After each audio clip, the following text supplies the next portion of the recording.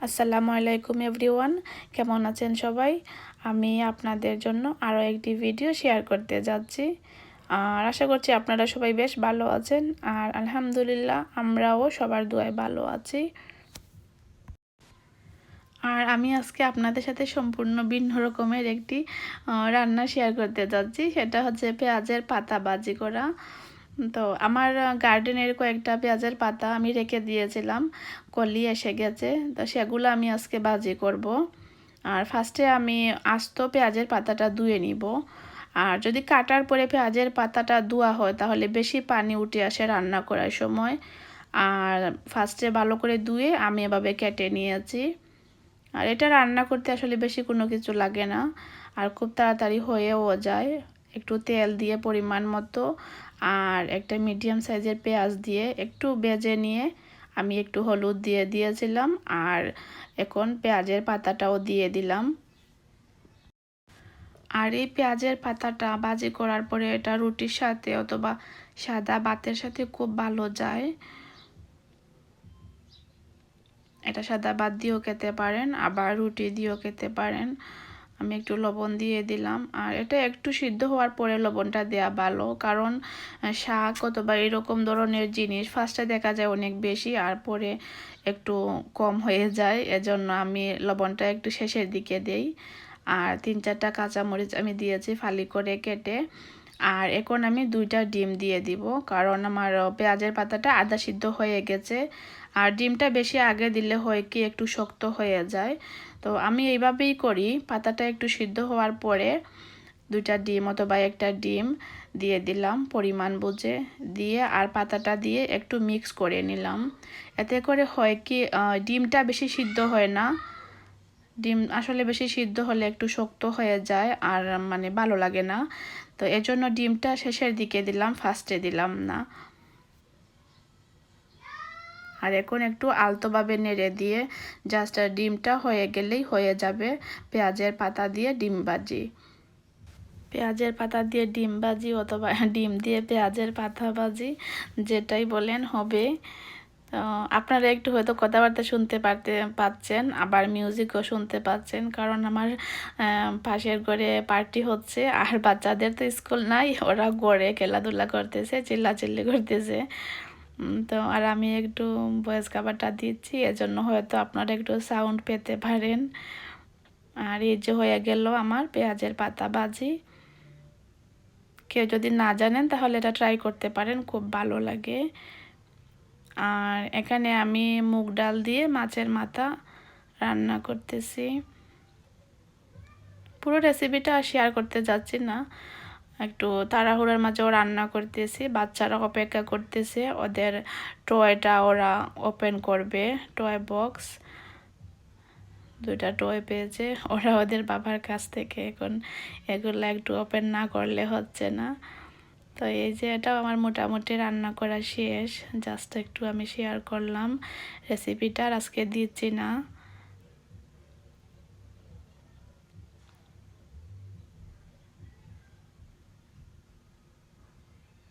আর এটাও হয়ে গেছে, এটা আমি এখন নামিয়ে নিব। আর এখানে আমি লাল শাক ভাজি করতেছি, এটা অবশ্য কিনা, গার্ডেনের না। সামার আসলেও হয় কি এই জিনিসটা খুব ভালো লাগে, কিনতে গেলেও আবার নিজের গার্ডেনের নিচে যদি কিছু ক্ষেত করা যায় তাহলে গার্ডেনের কিছু ভেজিটেবল খাওয়া যায়। সামার আসলে এটাই ভালো লাগে।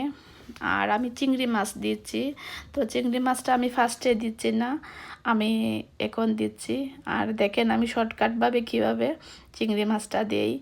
আর আমি আসলে ফার্স্টে দিইও না, চিংড়ি মাছটাও আমি ফার্স্টে তেলে একটু ভেজে নিই না, অনেকেই এই রকম করেন।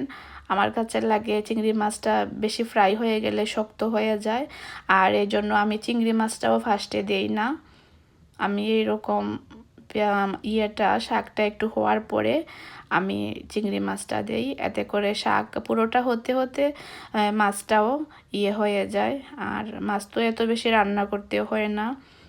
আর আমি দেখেছি আমাদের এখানের চিংড়ি মাছগুলো যদি একটু বেশি ফ্রাই করে নেওয়া হয় তাহলে রাবারের মতো হয়ে যায়। তো আমি শাকের সাথে রান্না করলে চিংড়ি মাছ দিলে এই রকম আমি দেই। অথবা ফার্স্টে ফ্রাই করে তুলে নিলে জাস্ট একটু ভেজে নেই, এত বেশি না।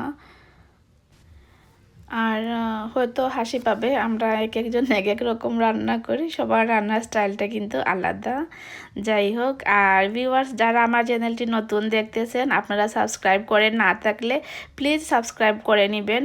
আর যারা আমার সাথে আছেন, সাবস্ক্রাইব করেছেন, আমাকে সাপোর্ট করতেছেন, আপনাদেরকে অসংখ্য অসংখ্য ধন্যবাদ। আর যারা নতুন দেখতেছেন প্লিজ সাবস্ক্রাইব করে নেবেন, আর পাশের বেল আইকনেও ক্লিক করবেন, তাহলে আমি ভিডিও দেওয়ার সাথে সাথেই পেয়ে যাবেন আর দেখে নিতে পারবেন। থ্যাংক ইউ সবাইকে। আর কথা বলতে বলতে এদিকে আমার লাল শাকটাও হয়ে গেছে, আর আমি বাটিতে তুলে নিলাম। আর এদিকে আমি পেঁপে রান্না করতেছি মাছ দিয়ে। এটাও আজকে পুরো শেয়ার করলাম না, জাস্ট একটু শেয়ার করলাম।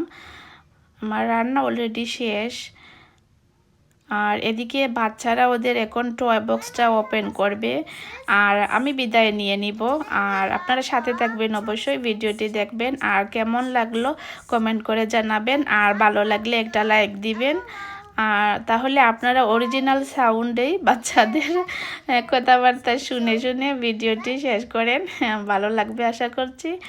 দেখেন আপনারা ভিডিওটি উপভোগ করেন। আমি বিদায় নিয়ে নিলাম, আজকের মতো এখানে শেষ করছি। আল্লাহ হাফেজ, আসসালামু আলাইকুম। Whoa. Yeah, here's a bag. How did you get Thomas? Seagull Thomas. Oh, we need batteries for that. Okay, let's do it. Look at your face. You're so determined. That's good. So I got the LOL surprise hashtag hair goals LOL, which I've been wanting. Now I need to just open this with one of my nails. Yay. Rip this baby open. That was loud. Where's the first clue? Do we get the first clue? Looks like we didn't get anything for the first layer. Unfortunate. No, I want to open the zipper. Let me open the zipper, please. Wow.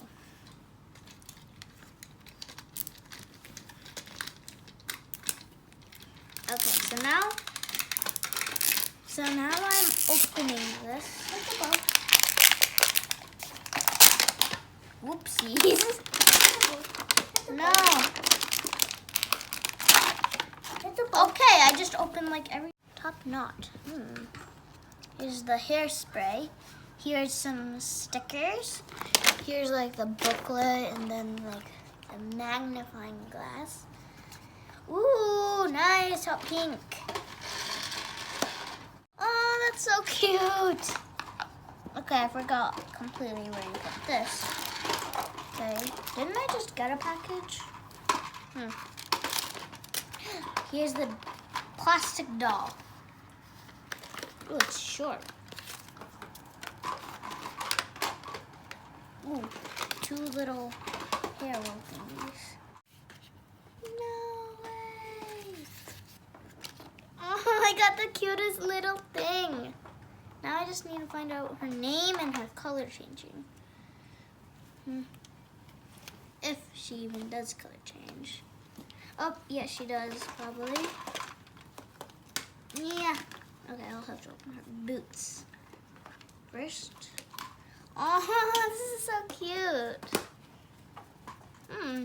Nice. Do I have any scissors? I call them shoesies. Sweet! Got it! Oh, I think I saw her in one of my booklets. Oh, no. Sorry.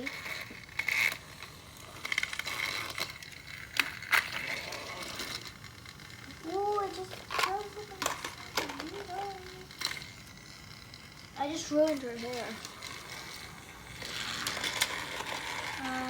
Hit the boat.